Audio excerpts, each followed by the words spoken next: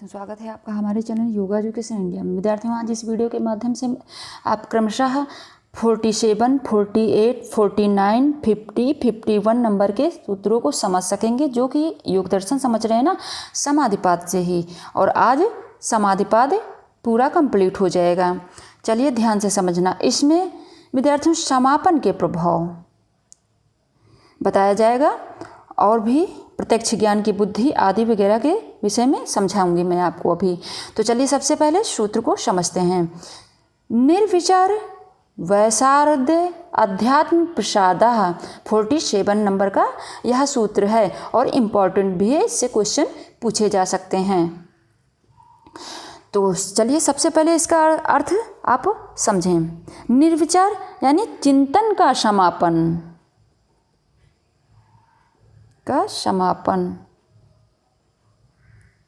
वैशार्द कुशल गूढ़ ज्ञान और अध्यात्म परमात्मा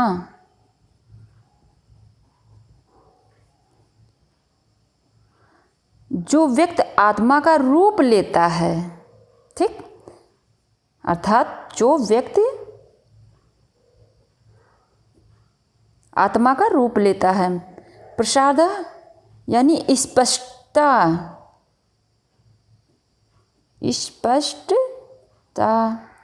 चमक, इच्छाओं का अंत,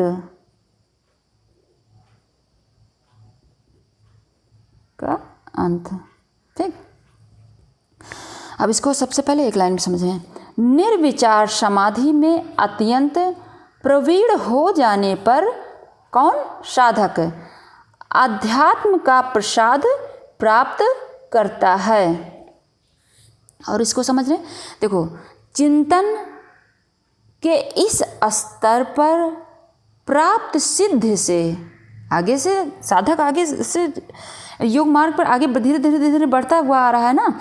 तो चिंतन के इस स्तर पर प्राप्त सिद्धि से ऐसे अनुकूल परिस्थिति उत्पन्न होती है कि आत्मा का प्रकाश प्रज्वलित होता है और अपनी संपूर्ण सीमाओं यानी शरीर को आलोकित कर देता है।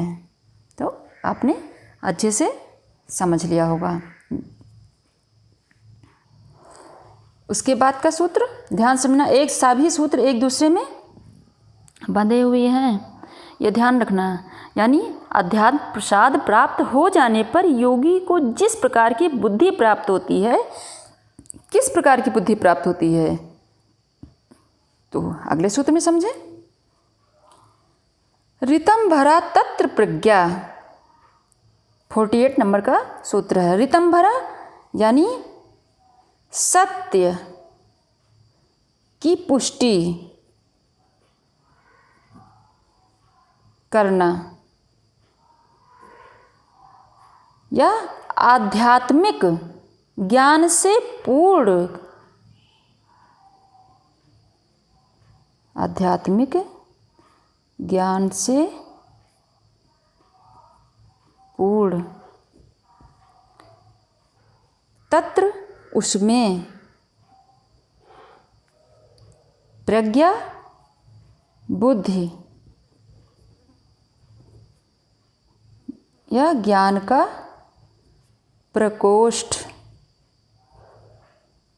ठीक। तो इसका कंप्लीट अर्थ क्या हुआ। जब अध्यात्म प्रसाद यानी प्राप्त होने के बाद बुद्धि किस प्रकार से होती है, तो ये अर्थ आपने समझ लिया। उस समय योगी की बुद्धि यानी प्रज्ञा ऋतम भरा अर्थात सत्य को धारण करने वाली हो जाती है। सिर्फ सत्य को ही धारण करती है, उसमें किसी भी प्रकार का विकार नहीं रह जाता है। तो ये आपने अच्छे से समझ लिया। यानी आत्मा के इस आलोक से सत्य और ज्ञान के रहस्य से पर्दा उठ जाता है। चलिए अगले सूत्र की तरफ बढ़ते हैं। प्रत्यक्ष ज्ञान और बुद्धि के विषय में आगे समझते हैं। यानी बुद्धि की ही विशेषता बताई जा रही है। 49 नंबर का सूत्र है। श्रुत अनुमान प्रज्ञाभ्याम अन्य विषया विशेष अर्थत्वात्। चलिए सबसे पहले अर्थ इनका समझिए। श्रुत यानी सुना, ठीक, या पता लगाया गया। अनुमान निष्कर्ष, श्रुत सुना या पता लगाया गया, अनुमान निष्कर्ष या अटकल, जैसे अनुमान लगाते नहीं हैं सभी लोग, या अटकलें लगाते हैं। प्रज्ञाभ्याम परख की बुद्धि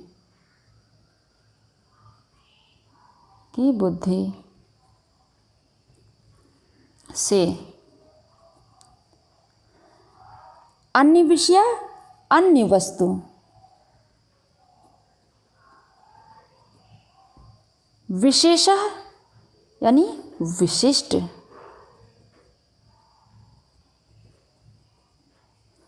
विशेष गुण, अर्थात यानी उद्देश्य,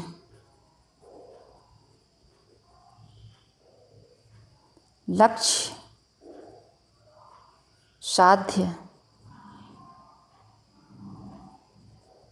यानी एक विशेष उद्देश्य अर्थात लक्ष्य अर्थात साक्ष्य। तो इसका अर्थ आपने समझ लिया। अब इनको एक लाइन में इसका अर्थ समझें कि श्रवण और अनुमान से प्राप्त होने वाली बुद्धि की अपेक्षा, ध्यान से समझना इसमें क्या बताया गया है, और क्योंकि प्रत्यक्ष ज्ञान की विशेषता बताई गई ना, बुद्धि की विशेषता इसमें बताया जा रहा है। देखो, श्रवण और अनुमान से प्राप्त होने वाली बुद्धि की अपेक्षा यह बुद्धि अन्य यानी भिन्न विषय वाली है, इस तरह से नहीं है, क्योंकि यह विशेष रूप से, किस लिए है, क्योंकि यह विशेष रूप से अर्थ का साक्षात्कार करने वाली है, यानी सही नॉलेज की ग्रहण करने वाली है। देखो थोड़ा और समझ लो। इस प्रकार का ज्ञान अनुमानों या पवित्र धर्म ग्रंथों या महापुरुषों पर निर्भर रहने से नहीं, बल्कि सहज ज्ञान से उत्पन्न विचार या आत्मा का दर्शन कराने वाले आलोक से प्राप्त होती है। बीज रहित समाधि का अनुभव करने के लिए अतीत और वर्तमान की धारणाओं का त्याग करना होगा। तो यह आपने बहुत अच्छे से समझ लिया होगा, यानी विशेष रूप से अर्थ का साक्षात्कार करने वाली बुद्धि हो जाती है। अगले सूत्र की तरफ बढ़ते हैं, 50 नंबर के। तजः संस्कार अन्य संस्काराः प्रतिबंधी। तो अर्थ समझें इसका। तजः यानी ऋतम भरा प्रज्ञा से उत्पन्न, किससे, ऋतम भरा प्रज्ञा से उत्पन्न, संस्काराः यानी धारणा, ध्यान से समझना। अन्य संस्कार अन्य धारणाएं,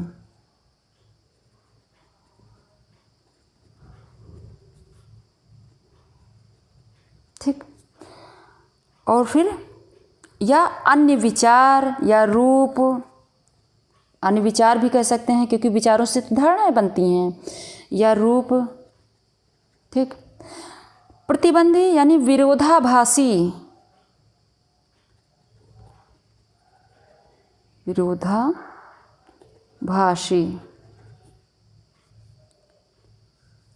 आसन्न या आसन्न। तो एक लाइन में पहले इसको समझें। उससे उत्पन्न होने वाला संस्कार अन्य संस्कारों को बाधित करने वाला होता है। कब, जब ऋतंभरा प्रज्ञा से उत्पन्न होता है, ठीक, धारणा जब ऋतंभरा प्रज्ञा से उत्पन्न होता है, तब जो अन्य धारणाएं बनी हुई होती हैं, यानी उससे उत्पन्न होने वाला, ऋतंभरा प्रज्ञा से उत्पन्न होने वाला संस्कार अन्य संस्कारों को बाधित करने वाला होता है। या और थोड़ा समझ लें कि इस अनुभवजन्य आध्यात्मिक ज्ञान से एक गहन आंतरिक विनिर्माण होता है। यह हमें पूर्व की धारणाओं से मुक्त कर देता है, अतीत की छवियों को मिटा देता है और वर्तमान के सारे निराधार निष्कर्षों को दूर कर देता है। तो आपने 50 नंबर के सूत्र को बहुत अच्छे से समझ लिया। अब आप इसमें समझेंगे बीज रहित समाधि। कौन सी? बीज रहित समाधि को समझेंगे 51 नंबर के सूत्र में। और ध्यान से समझना, ये क्वेश्चन में पूछे जा सकते हैं। तस्यापि निरोधे सर्वनिरोधानि निर्बीज समाधि। अब इसका सबसे पहले अर्थ को समझें। तस्यापि वह भी, इसका अर्थ होगा वह भी, क्योंकि ऊपर से ही रिलेट होकर सारे सूत्र आ रहे हैं। और फिर निरोधे यानी रोक कर या समाप्त कर। सर्व यानी सभी।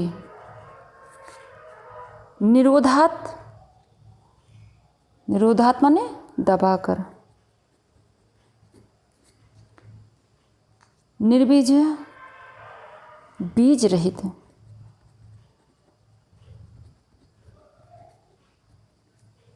समाधि गहन अध्ययन या समाधि। ठीक, अब इसको एक लाइन में समझें पहले। उसका भी निरोध होने पर जो ऋतंभरा प्रज्ञा से उत्पन्न होता है, उसका भी निरोध होने पर, ध्यान समझना, पतंजलि ऋषि क्या कहते हैं? उसका भी निरोध होने पर सभी, किसका? यानी संस्कारों का निरोध हो जाने पर निर्बीज यानी बीज रहित समाधि की स्थिति हो जाती है। किसका निरोध होने पर? सभी प्रकार के संस्कारों का निरोध हो जाने पर निर्बीज समाधि की स्थिति हो जाती है। थोड़ा और समझ लें। यदि हम इस नए ज्ञान की प्राप्ति से अपने आप को सभी पहचानों से मुक्त करने में सफल रहे तो ध्यान की निर्बीज या असंपुष्ट अवस्था, ध्यान की निर्बीज या असंपुष्ट कौन सी अवस्था? असंपुष्ट अवस्था, निर्बीज समाधि यानी का मार्ग प्रशस्त हो जाता है। देखो इसमें थोड़ा सा और समझ लें ताकि और अच्छे से। जब ऋतंभरा प्रज्ञा से उत्पन्न संस्कार के प्रभाव से अन्य सभी संस्कार नष्ट हो जाते हैं, तत्पश्चात ऋतंभरा प्रज्ञा से उत्पन्न उन उच्च संस्कारों से भी आसक्ति न रहने से उन संस्कारों का भी निरोध हो जाता है। तब संपूर्ण शुद्ध बुद्ध का ही निरोध हो जाता है। उस स्थिति में इस संसार की प्रकृति का कोई बीज शेष नहीं रहता है, अर्थात सभी प्रकार के संस्कारों के बीज समाप्त हो जाते हैं। फिर इस अवस्था का नाम निर्बीज समाधि कहा गया है। इस स्थिति में चित्त में कोई वृत्ति शेष नहीं रहती है, यानी चित्त वृत्तियों का संपूर्ण निरोध होने से पुरुष किसी बाह्य दृश्य का दृष्टा नहीं रहता और शुद्ध परमात्म स्वरूप में अवस्थित हो जाता है। तो आशा करते हैं आपने बहुत अच्छे से समझ लिया होगा। इसमें कितने सूत्रों को समझा? तस्याप निरोध सर्व निरोधात निर्बीज समाधि तजः संस्कार अन्य संस्कार प्रतिबंधी श्रुत अनुमान प्रज्ञाभ्याम अन्य विषय विशेष अर्थत्वात् ऋतंभरा तत्र प्रज्ञा निर्विचार वैशारद अध्यात्म प्रसादा। तो आशा करते हैं आपने बहुत अच्छा समझ लिया होगा। जहाँ कहीं ना समझ में कमेंट बॉक्स में शेयर करना, मैं आपको दोबारा समझा दूंगी। अगर नए हैं चैनल तो चैनल को सब्सक्राइब करना, बेल आइकन जरूर प्रेस करना ताकि मैं जैसे वीडियो अपलोड करूँ आपको तुरंत नोटिफिकेशन प्राप्त हो सके। धन्यवाद विद्यार्थियों।